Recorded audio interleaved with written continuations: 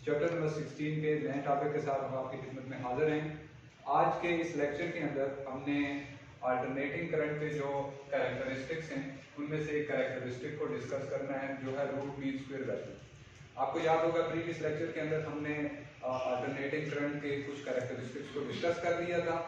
जिन लोगों ने उसको नहीं देखा या उसको नहीं देख सके तो वो हमारा YouTube पे जो हमारा चैनल है उसको सब्सक्राइब करके उस पर जाके हमारा जो इनिशियल लेक्चर है उसको देख सकते हैं।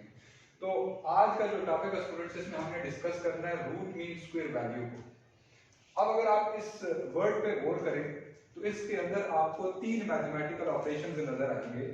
एक है रूट, दूसरा है मीन और तीसरा है स्क्वायर। इट मींस ये ऐसी वैल्यू है जो हमें तीन मैथमेटिकल ऑपरेशंस करने के बाद मिलेगी। उनमें पहला है रूट, दूसरा मीन और तीसरा स्क्वायर।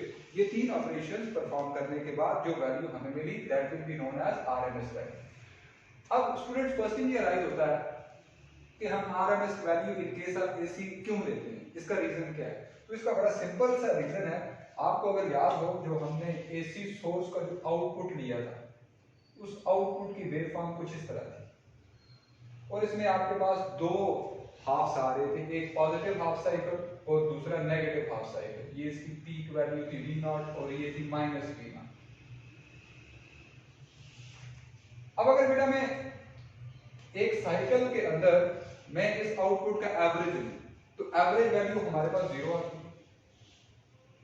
अगर मैं इसकी एवरेज वैल्यू लूं तो पॉजिटिव हाफ के अंदर जितनी भी वैल्यूज हैं और नेगेटिव के अंदर भी जितनी वैल्यूज हैं, इन दोनों को अगर आप ऐड करके डिवाइडेड बाय 2 करें तो ये हमारे पास एवरेज वैल्यू आ जाएगी। या सिंपली आप ये भी कर सकते हैं कि पॉजिटिव पीक वैल्यू और नेगेटिव पीक वैल्यू का सम लेके इसको डिवाइडेड बाय 2 करें, ये आपके पास 0 आ जाएगा।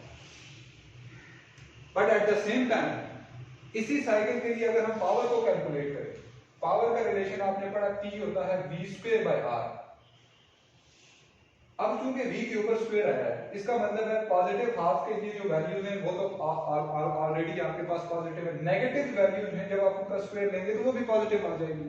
इसका मतलब है इन दो वैल्यूज का जब आप मीन लेंगे तो वो मीन जो है वो 0 के इक्वल नहीं आएगा। Mean of P it will not be equal to 0। तो इसका मतलब हमारे पास कॉन्ट्रडिक्शन आ गई। एक साइकिल के अंदर एवरेज वोल्टेज जो है वो 0, but at the same time उसी वोल्टेज को यूज करके जब हम पावर निकाल रहे हैं तो वो पावर 0 नहीं आती। तो स्टूडेंट्स इस कॉन्ट्रडिक्शन को अवॉइड करने के लिए फिर हम एसी सर्किट्स के अंदर सिंपल मीन वैल्यू यूज करने के बजाय root mean square value use करते हैं। यानी हम जो हमारे पास ये जो वोल्टेज है इसका पहले हम स्क्वायर लेके इसको पॉजिटिव करेंगे, उसके बाद इसका मीन लेंगे, फिर उस मीन के बाद हमने स्क्वायर रूट लेना है ताकि जो स्क्वायर लिया था उसको रिमूव कर सकें। अब ये आरएमएस वैल्यू कैलकुलेट कैसे होगी, इसको समझने के लिए ये सामने मैंने फिगर बनाई है, इस फिगर की तरफ आ जाए। इसमें देखें ये मेरे पास एक सिंपल एसी सोर्स का एक आउटपुट है। ये जो आपको ब्लैक मार्कर से ये जो आउटपुट नजर आ रहा है ये आपके पास सिंपल जो एसी सोर्स है वो जो हमें आउटपुट दे रहा है, ये उस आउटपुट की मैंने वेव फॉर्म ड्रॉ की है। अब इसमें आप ये देख सकते हैं कि इसकी पीक वैल्यू को मैंने रिप्रेजेंट किया है प्लस V0 के साथ, और इसी तरह जब नेगेटिव हाफ साइकिल आएगा तो इसके अंदर ये हमारे पास माइनस V0 आ जाएगी। यानी ये आपने ग्राफ प्लॉट किया है सिंपली टाइम वर्सेस V, या आप यूं भी कह सकते हैं कि थीटा वर्सेस V। ठीक है, अब इसके बाद हमने इन ही वैल्यूज का, जिन वैल्यूज के लिए आपने पहले ये ग्राफ प्लॉट किया हुआ है, इन वैल्यूज का स्क्वायर लेके एक नया ग्राफ प्लॉट करना है। अब ऑब्वियस सी बात है जब आप जिन वैल्यूज का स्क्वायर लेंगे तो स्क्वायर लेने से जनरली ग्रेटर देन 1 वाली जो वैल्यूज होती हैं उनकी वैल्यू बड़ी आती है। जैसे आप 1 का स्क्वायर लें, 2 का स्क्वायर लें, 3 का लें, 4 का लें, किसी भी वैल्यू का जब आप स्क्वायर लेंगे तो आपको बड़ी वैल्यू मिलेगी। लेकिन अगर आप 1 से छोटी वैल्यूज का स्क्वायर लेंगे तो वो आपको मजीद छोटी वैल्यूज मिलेंगी।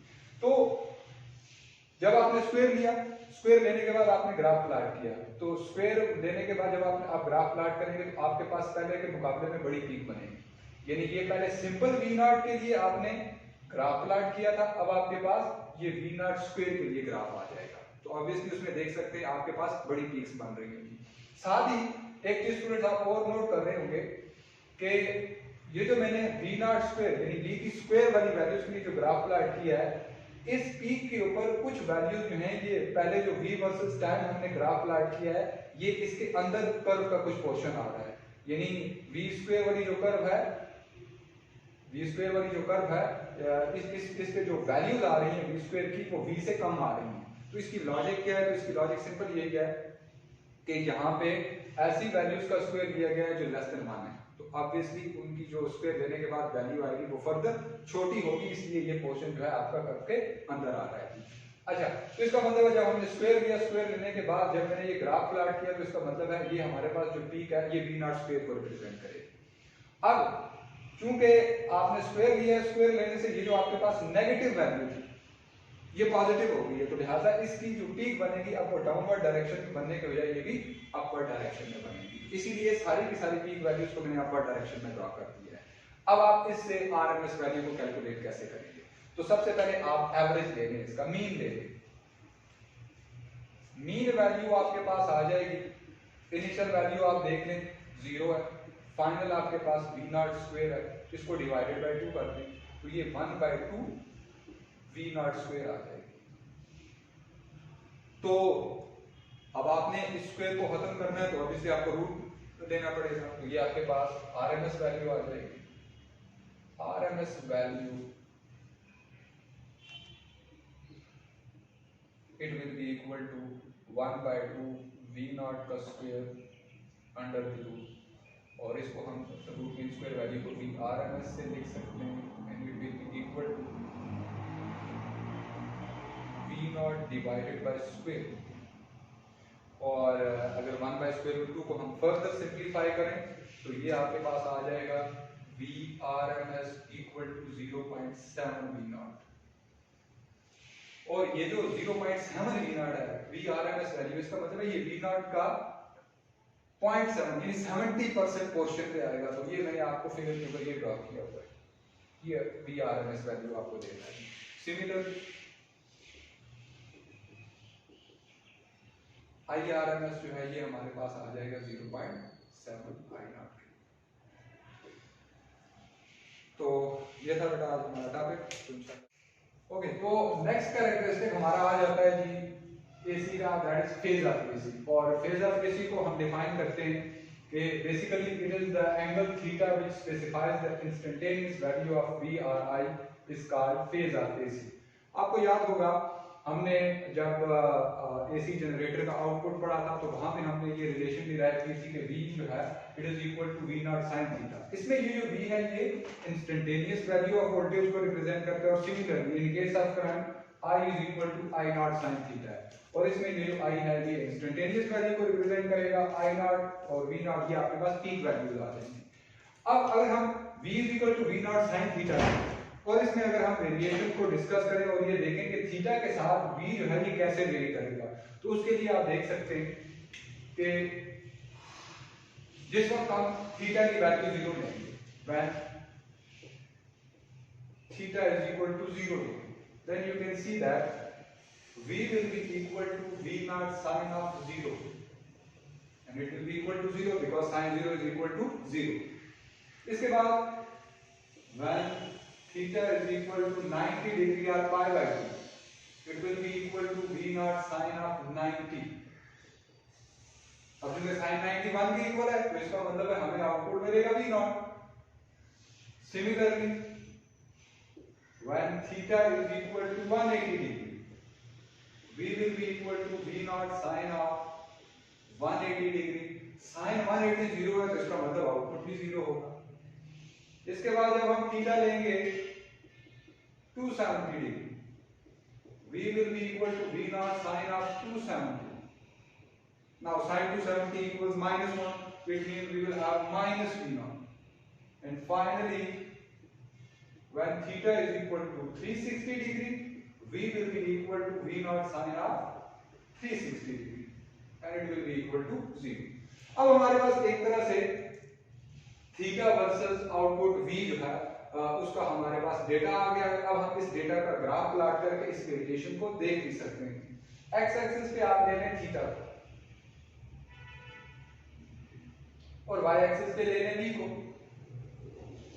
लेट्स सपोज हर बड़े स्क्वायर को आपने एक्स एक्सिस के अलावा 90 डिग्री के इक्वल या पाई बाय 2 के इक्वल रखा, इसका मतलब ये 0 आ गया, ये आपके पास आ जाएगा पाई बाय 2, ये आ जाएगा पाई 180, ये आ जाएगा 3 पाई बाई 2 और फाइनली ये आ जाएगा 2 पाई। और y एक्सिस के अलॉन्ग आप हर बड़े स्क्वायर को v नॉट के इक्वल रख लें, तो नेगेटिव y एक्सिस के अलॉन्ग ये माइनस v नॉट आ जाएगा। अब आप इस डेटा को प्लॉट करें। सबसे पहले हमारे पास है 0 0, so obviously 0 0 lies at origin, ये हमारा पहला पॉइंट आ गया। नेक्स्ट हमारे पास आ जाएगा 90 वर्सेस v नॉट, यानी पाई बाय 2 और v नॉट, तो पाई बाय 2 से ऊपर जाए और v नॉट के सामने पॉइंट लगा दें। दो पॉइंट्स हमने प्लॉट कर लिए। तीसरा आ जाएगा 180 एंड 0 मींस पाई एंड 0, तो ये आपके पास पाई के ऊपर ही आ जाएगा तीसरा पॉइंट। और फोर्थ पॉइंट है 270 and minus v not means 3 pi by 2 and minus v not, तो वो आ जाएगा आप 3 पाई बाय 2 से नीचे आएंगे और इस माइनस v नॉट के सामने आपने ये फोर्थ पॉइंट प्लॉट कर देना है। और फाइनली 360 एंड 0 ये आ जाएगा, यानी 2 पाई एंड 0। अब आप इन तमाम पॉइंट्स को ज्वाइन करें,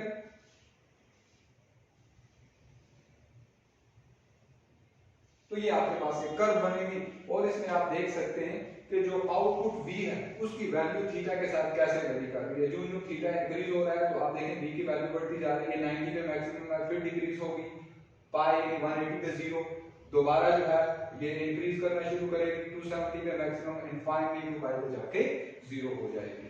तो ये हमारे पास AC जो था इसके आउटपुट जो हमें मिलता है उसके कुछ कैरेक्टरिस्टिक्स थे, वो हमने डिस्कस किए। इंशाल्लाह नेक्स्ट टॉपिक के अंदर हम फेज लैब और फेज रीड को डिस्कस करेंगे।